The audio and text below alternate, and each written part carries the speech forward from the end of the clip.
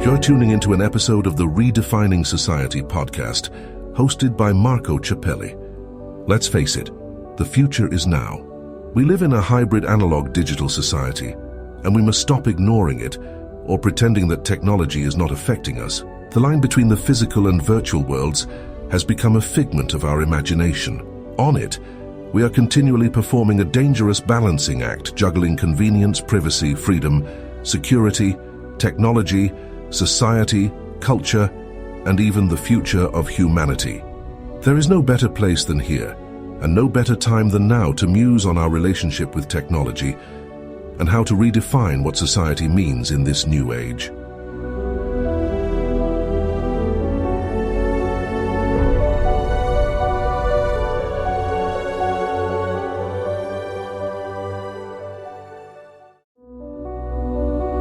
Black Cloak provides concierge cybersecurity protection to corporate executives and high-net-worth individuals to protect against hacking, reputational loss, financial loss, and the impacts of a corporate data breach.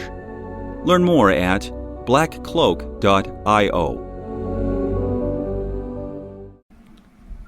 Hello, everybody. Welcome to another episode of Redefining Society podcast. If you're watching, you may be a little bit thrown off by this because you see Sean is here, and today he's in the role of guest because it's my show, and sometimes I go on his show, so it's kind of fun.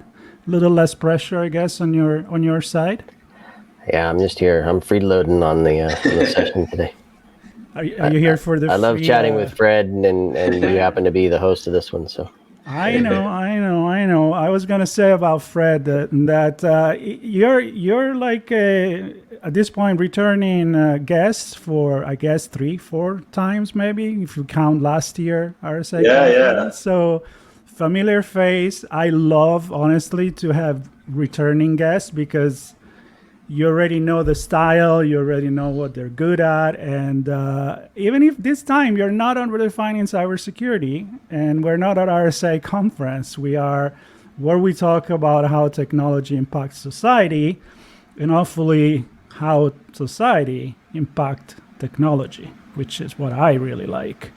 And of course, you cannot talk about technology without cybersecurity, and you are an expert in that field, so we all know that Sean is crazy about cybersecurity. He loves cybersecurity, eat, breathe, and I don't know. I'm crazy. Drink. Just leave it at that. So anyway, this is going to be a lot of fun, and I think it's going to create some questions in people's mind, but also hopefully give some answers and some good tips. So let's start with Fred. Introduce yourself. I know you do so many things that I'm not even going to attempt to cover it. You can do a better job than me. No, I'm happy to that. Thanks again for having me. It's always an honor and a pleasure to come back here because it's so interesting sessions, and I think that I always learn a lot from talking to you guys and having your questions pop up. And I really like the name of this podcast. Actually, this week I had a friend telling me he really issued me to leave academia and start up a business, and I'm not going to do that immediately. But he said it, Fred, like what's the purpose of all this research if you're not sure that it's, redefine society? And he literally said those words, right? Like you have to do something, you have to get your research out to the people. And I kind of believe to some degree that happens, but of course that's always a difference between academia and research and industry. And to think about how do what we do reshape society and redefine society. I love that name. And I think I'm pretty excited about where this conversation will lead. I actually don't know it. It's I think we're going to learn something. But yeah, I'm Fred. I'm just wrapping up my PhD in computer science. I'm also just about after that to start a postdoc at the Harvard Kennedy School, which is a political school over at Harvard. So that's quite exciting. I've been doing computer science for almost all my life, although the last couple of years I've been working a lot with phishing, which implements some psychology. I've been doing some business-oriented stuff and also been trying to investigate what's the actual cost of phishing attacks and how much should organizations spend. That's a very big gray zone right now. We don't know. In the general, bigger sense, we don't know what cybersecurity is truly worth either. I think that's very interesting. What is the real cost of a cyber attack? And this last year, I worked a lot with strategy, a lot with policy, and seeing how do you take these different technological cybersecurity solutions and use them in a way that affects society and helps society, and what should technology use? And there's this trade-off, right? When you start talking to people, the security, operability, or how much are people willing to give up in terms of convenience, for having a secure product, because it's usually not convenient to have a secure product. And these things more and more starts to play into national security. I think that's quite interesting. And yeah, I love these questions. I'm very sort of interested in the turn that my research takes now. So I think that I'll move a little bit closer towards the redefining society way, if you still want to put the label on my direction. And I'm excited about that. So that's where I am, and I'm really excited to be here today. Yeah, and we're going to dig into, again, the motivation, how you felt attracted to that as a more technical person.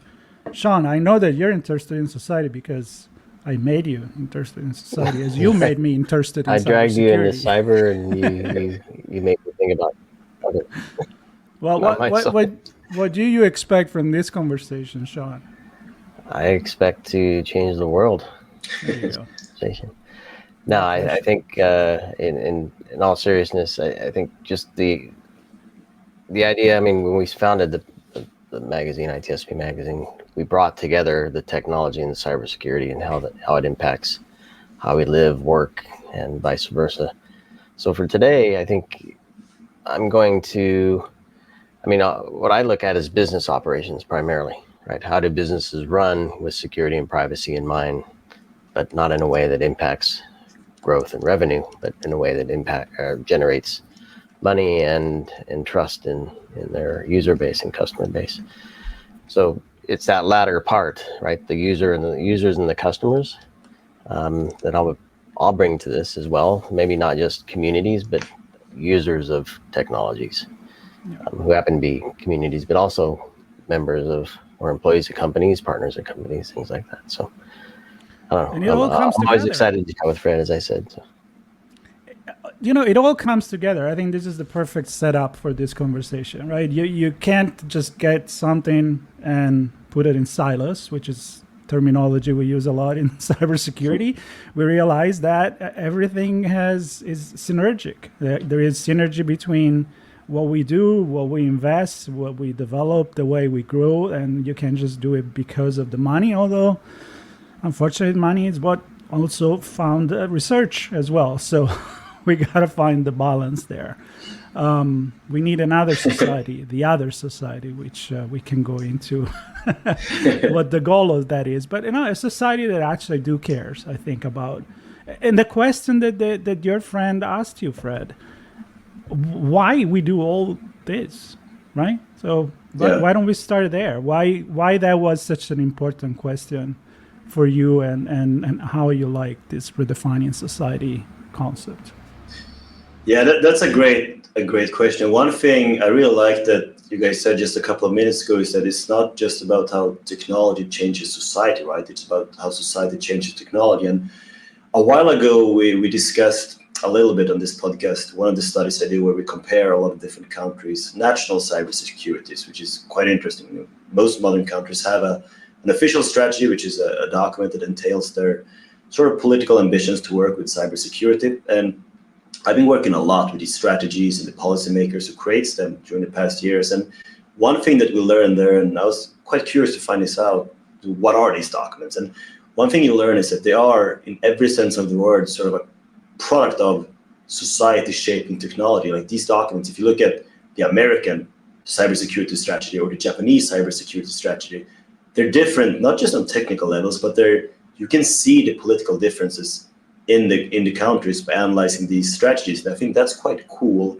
because what that means in practice, and these documents are actually used, right? They really affect the cyber climate of the country, and the political culture, the society is affecting the way we work with cybersecurity, which is very interesting. I briefly mentioned this before, but for example, we can see that Japan's entire cybersecurity strategy, the motivation for them to even create it to some degree was to protect the vulnerable people. Like they really wanted to know that everyone, they have the term cybersecurity for all. And that's what cybersecurity is for them to some degree. It's a big question, but you can say that. And if you look, for example, in the US, we have an enormous protection of critical infrastructure, of large businesses, almost no mention about elderly and vulnerable populations. And that doesn't come from technical limitations, right? That comes from just sort of political strategies, and they come from something else that affect cybersecurity. I think this is incredibly interesting because when you look into these things, as you said before too, cybersecurity research, of course, it's the backbone of this money and grants, and those grants often come from governmentally tied organizations. And I think these sort of high-level political thoughts and strategies and philosophies of how the country should be run, they take a lot of different shapes, and one of those shapes is cybersecurity. And by analyzing these high-level strategies, you can also see that, maybe the reason that there are so many successful online scams that hurts a lot of people, for example in the US, but around the world, is that these vulnerable people don't receive the same rigorous support in terms of cyber as, for example, critical infrastructure. And of course, to some degree, that makes sense, right? We need to protect our power plants and so forth. But it would be good, I really believe, if it was a better way, a more clear way for everyone, especially citizens that are not so tech savvy, to learn about scams, to know that if someone hacked me, there's a clear, everyone knows who to call if there's a fire in the house, but everyone doesn't know who to call if someone hacks them. And I think that these questions really interest me. And how can you sort of convert? We have a lot of really good technical solutions, but how do we spread them to ensure that everyone can be part of them? I think it's very interesting. So I tend to look at it, of course, every country has a different culture, which drives what they care about most. And in the Japanese example, the society does take a top spot in what they care about, right? Having respect for each other and taking care of each other. I look at it from a business perspective, and I don't know, maybe if the U.S. approaches things from a business perspective. So how can we grow the GDP? How can we keep the deficit down? How can we help companies and individuals grow and succeed in their careers and in life? Where we really push. I mean, we have patent offices and all these things that really push for innovations. We have a market that drives and supports first to market and innovations that may push the limits on what safe is.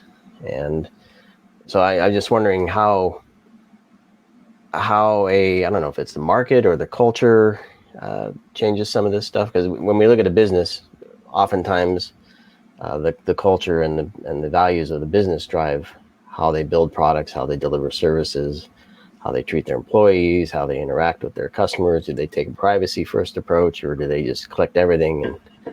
And it's a tough balance, I think. And I guess, how do we list it all? How do we prioritize it all? Do some countries not list it all? They just focus on what they think is right and leave other stuff that they haven't thought about off the table.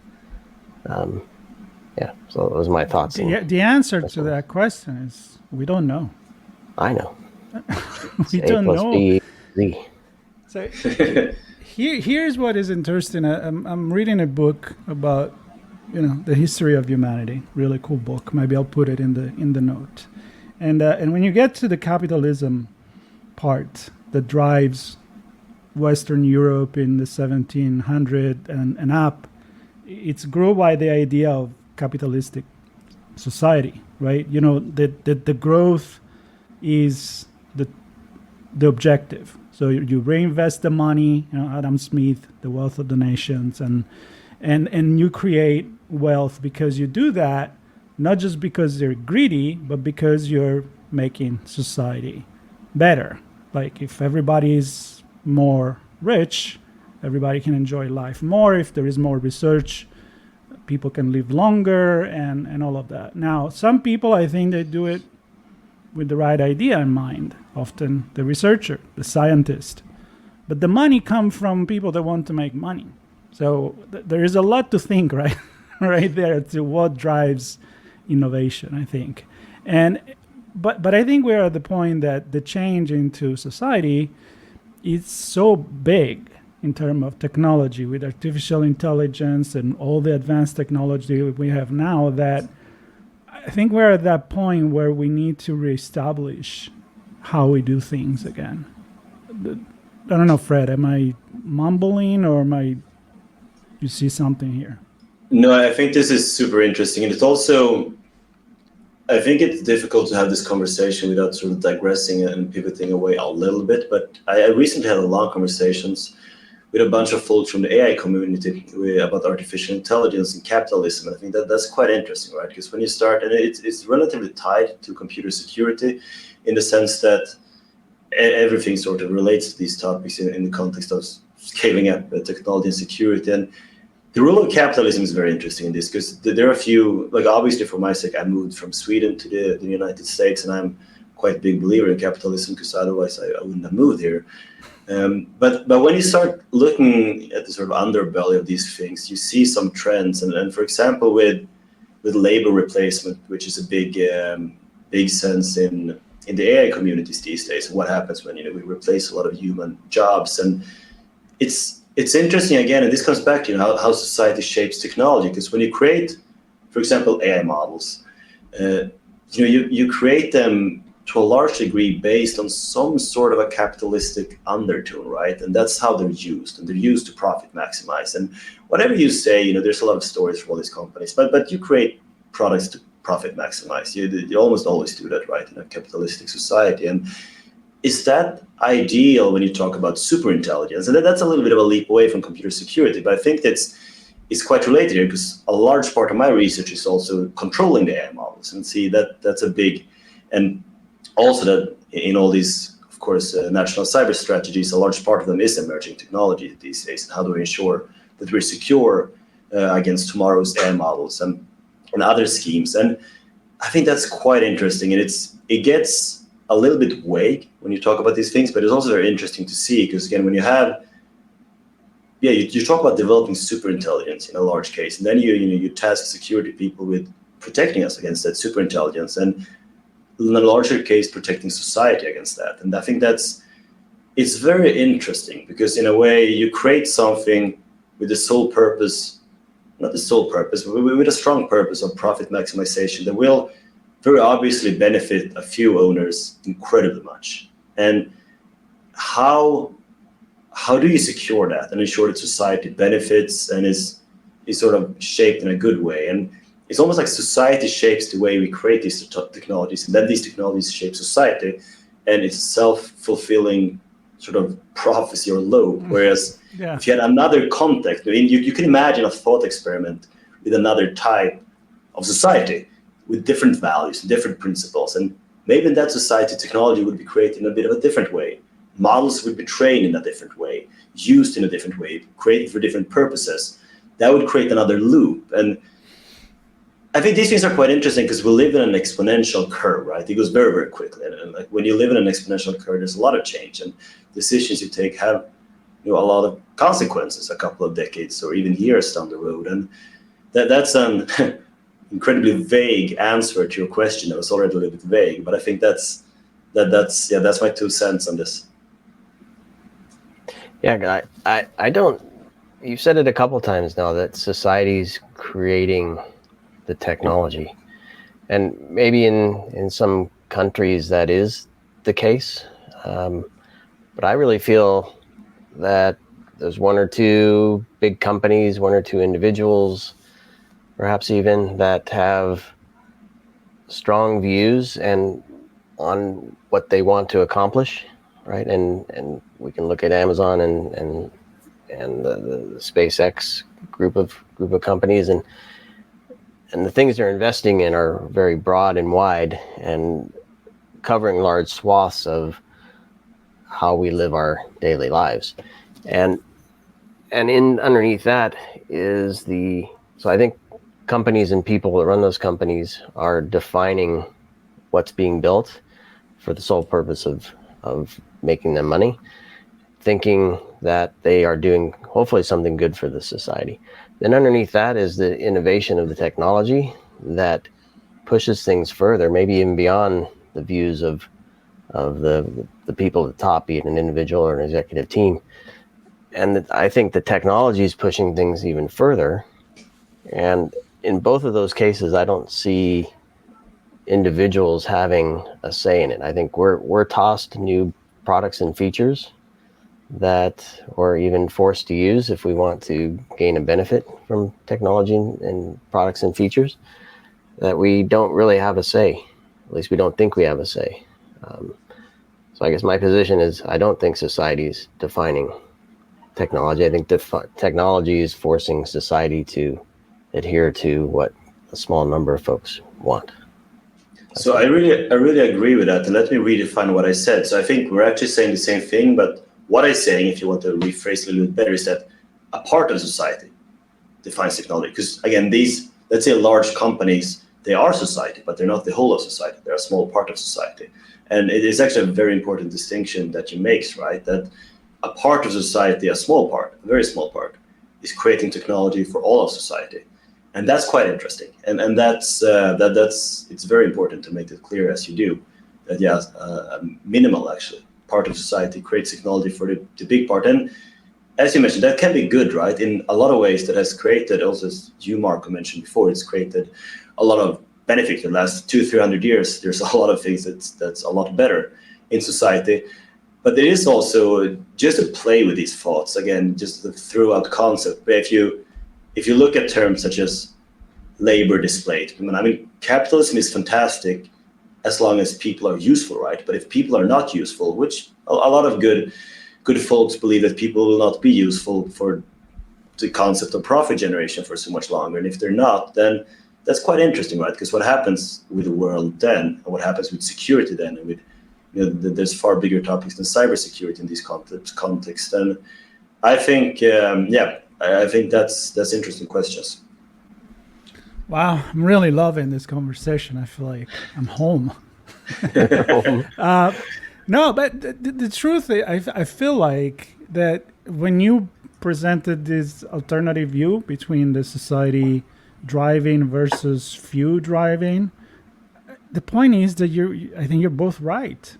There is both into play, because again, it's all a synergy of things, and one cannot exist without the other. Now, a lot of people say that the consumers as a society make decision, because if they don't buy the product, then that product is not valuable anymore, and that company that makes it, maybe it's going to go out of business.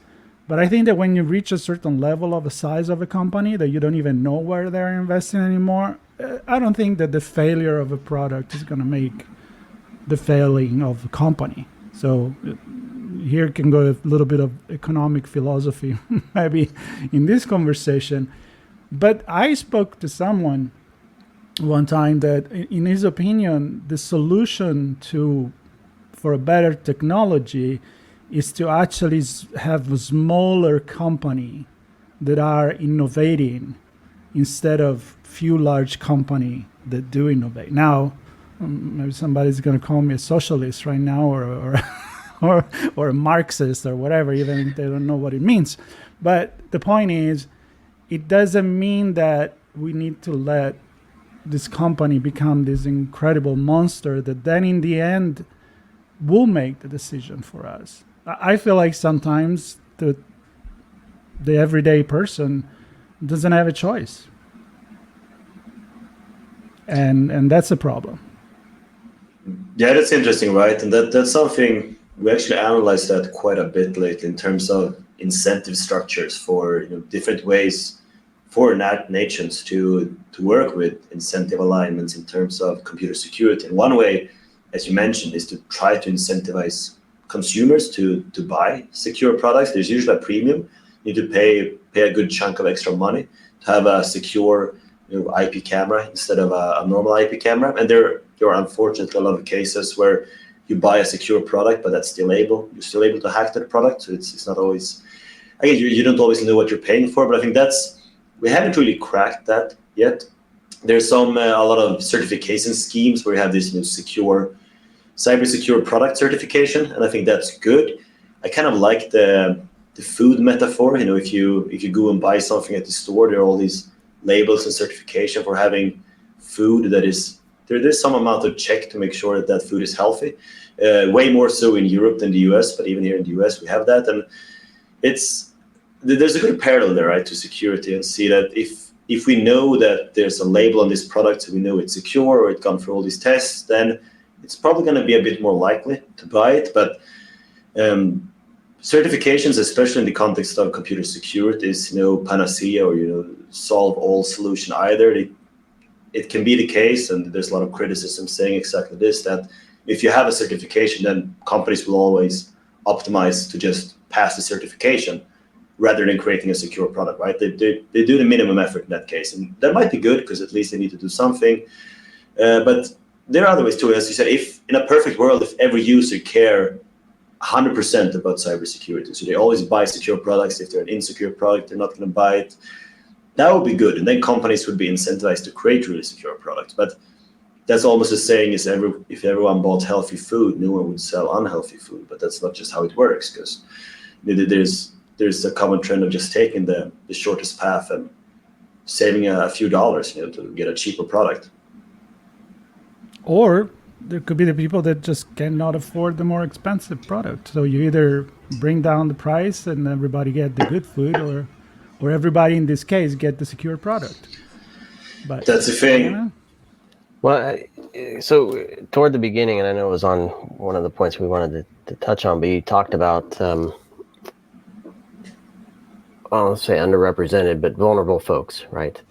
And I know there are, for people that can't see well or are blind or even just colorblind, people that can't hear well or at all, there are laws, I think certainly at some state level, perhaps some federal level. I'm not too versed in it all, but I know that there are things that we do to say you can't just hit the 90% of the market and ignore folks with disabilities, right? Because you don't want to serve them. I don't know, it's not a direct security falls in the same category, but I'm just wondering if there's something to be learned from this, where we can say we're all vulnerable, right? We all have this flaw to fall for scams. Why are we not doing something to help folks? And maybe there's a scale for all the elderly folks who aren't as tech savvy, or I don't know. But I guess my point is we seem to have some answers for some things. The example I'm talking about now is government driven. I don't necessarily know that we need to do that, but I think we seem to find solutions to these problems, but this one we just keep talking about it a lot and can't seem to unlock the code on it. So.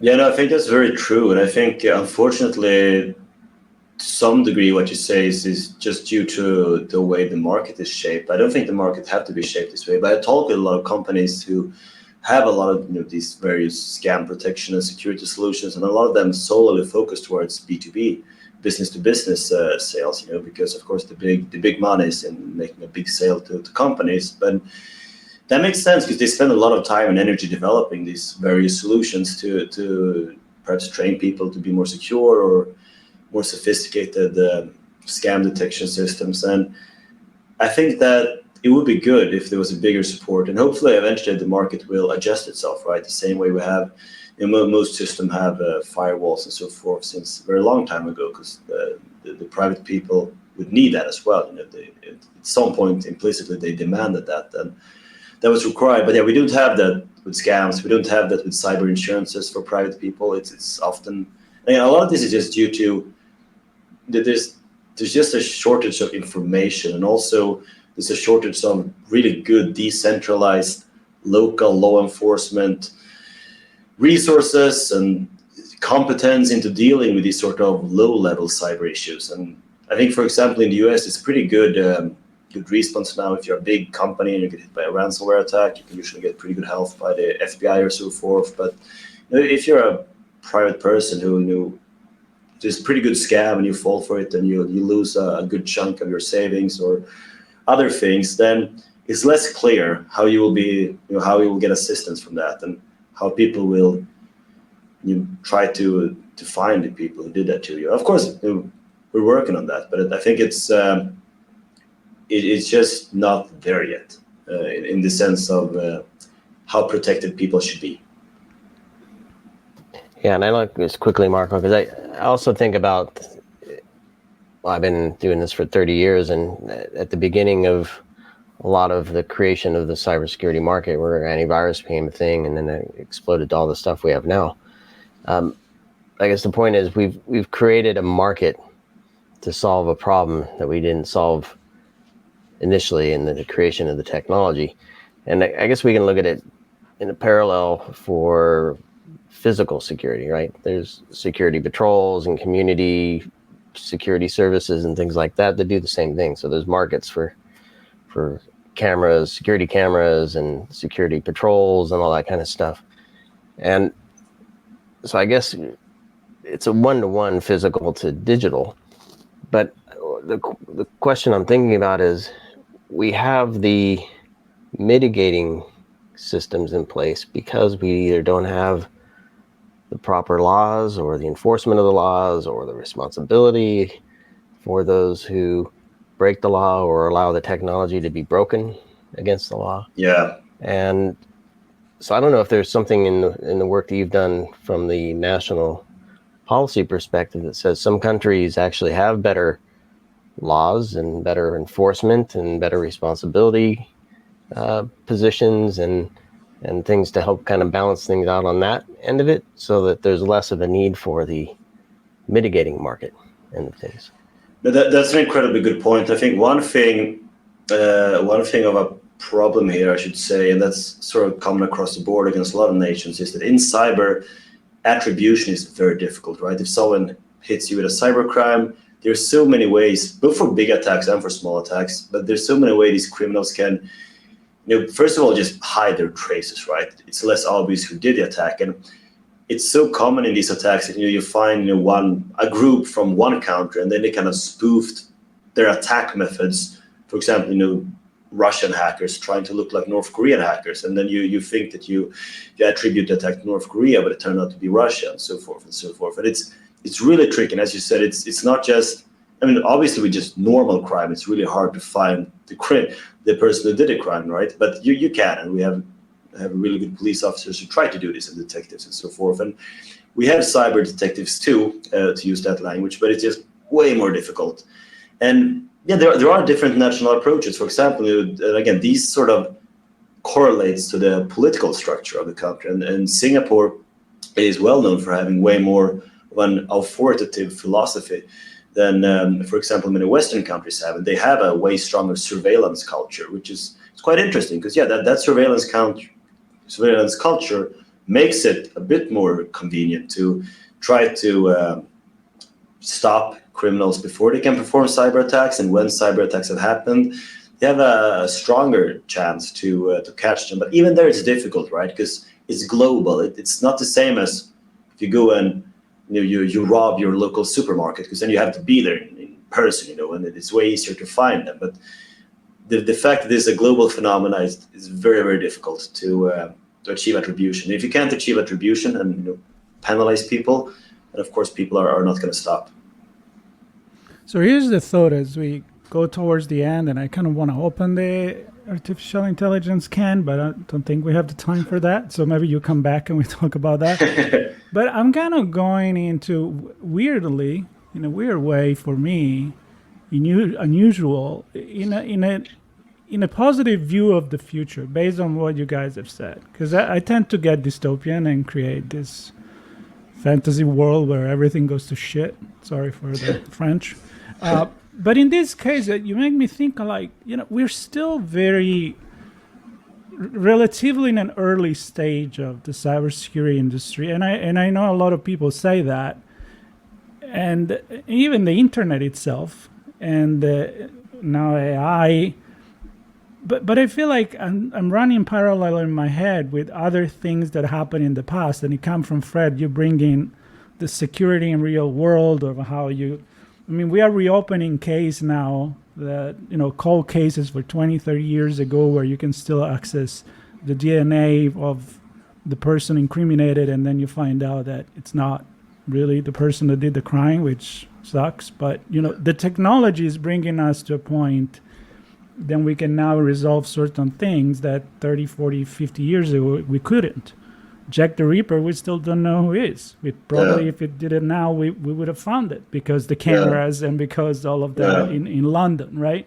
So my point is, I'm kind of optimistic that cybersecurity will get better and maybe will access and protect everybody without expecting everybody to learn how to protect themselves. I don't know in how long, but I think AI is probably going to help on that. So sure, a comment on AI based on what I said. I think that's that's an incredibly good point. And actually, I'm happy to maybe link that in the end notes. I wrote an article in Harvard Business Review earlier this year about this very topic, about how AI benefits attackers and defenders. And it's quite context dependent, but you have a really good point. And in the term of protecting systems, hardware and software and so forth, I do believe that AI will help defenders potentially way more than they help attackers for a few reasons. And one of these reasons is that a lot of the cyber attacks we see now, especially the big attacks, they are very complex, but they also almost always utilize a few low-hanging fruits. There's perhaps some really poor security settings. Devices aren't configured properly. And even these really big attacks that cost billions of dollars in damage, they are enabled by a few really poor security settings. And I think a big reason why these poor security settings or these poorly secured devices exist is that, again, there's a shortage of skilled labor in cybersecurity. We don't have time to test all the devices and to perform as many security assessments as we would like to do. And I do believe that, of course, attackers can use AI to launch a lot of cyber attacks, but defenders will also use it. And if defenders use it to increase the sort of lower bar of cybersecurity, I mean, that's going to benefit the society a lot. And I'm quite optimistic to that. The flip side is when it comes to scamming people and hacking humans, then I do believe that AI benefits attackers more than defenders, because AI makes it far cheaper for hackers to launch different scams. But we can't patch the human brain, right? It's not the same. So with systems, we're just going to patch all our systems. That's very, very good. With humans, the attackers are getting this fantastic new shiny attacking toolbox. But humans, you can use AI to train humans, and you can use AI for spam filters, and that's great. But old AI models are already really good at spam filters. But large language models, which is this other type of AI, it's only sort of incrementally enhances the spam filters from what we had before, but it almost exponentially enhances the capability of attackers. So short summary is that protecting technical defense systems, AI is great. It benefits defenders more. Protecting human users from scams and so forth, then AI is not so good and it benefits attackers more, according to me. Well, I have loads of thoughts as a closing. So I recall a conversation we had with Charity Wright, and the concept that we'll see not just an internet, but many internets. And to me, that says many networks. And what I take that to is the ability to use technology in a way with purposeful for the thing we're trying to accomplish, purposeful with the group we're trying to accomplish it with, and therefore it's still connected globally, but more isolated in different groups. And so I think the technology is there to allow for us to kind of protect ourselves. I know there's like identity technologies and a lot of Web3 stuff, and how we manage our data, who owns the data, those types of things are coming, where I see we have a better chance to protect ourselves, connect ourselves to only the things we want, bring attribution to the conversations, interactions we have with each other, be it people or machines. And so I see a future where the technology allows for us to have a safer place that's still global, but probably more finite in terms of the groups that we're part of and connect with. Yeah, I think that's it's a beautiful way to put it, and I like that. Well, I like the fact that we had this conversation.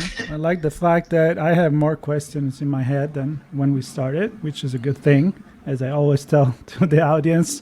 Even now, at the end of in the final bumper, the outro of the Redefining Society, that's exactly what I say. It's we need to question everything.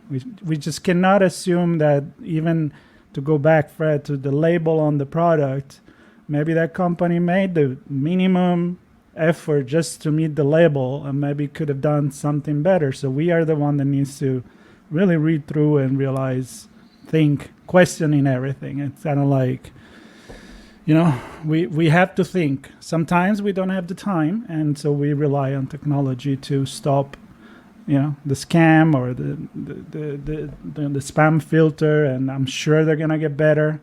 I'm sure AI is gonna get into that game as well. And I don't know. I feel like the cybersecurity community is doing a great job.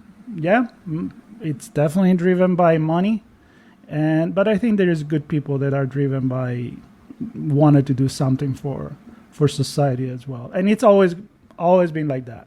It's always been like that, and that's part of who we are. So, Sean, thank you for stopping by. I can't wait. Thanks for letting me crash the party. Show. Yeah, of course. It's Mi Casa Su Casa, and it's ITSP Magazine. And Fred, always so great to have you from computer science to political science. I love this Renaissance man, thinking from many different perspectives, which is what we love to do. Yeah, for everybody else, stay tuned, subscribe to Redefining Society, to the YouTube channel for ITSP Magazine, and I'm sure there'll be many more conversation, probably also with Fred. Happy to have you back. I'm sure there will be. I would love to come back. Thanks for having me again, and it's been great as always. Very cool. See ya. Cool. Thank you. Take care.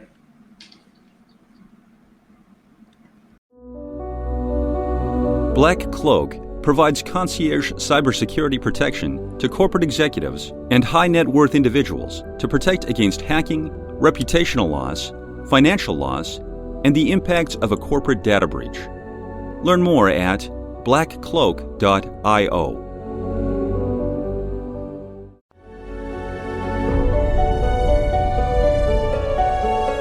We hope you enjoyed this episode of Redefining Society podcast, hosted by Marco Ciappelli. If you learned something new and this conversation made you think, then take a moment to rate this show and add it to your favorite podcast player. Subscribe to our YouTube channel and share this episode with your friends, family, and colleagues. We invite you to come back for more stories and follow Marco Ciappelli on his social media as he continues this journey into the future of our societies.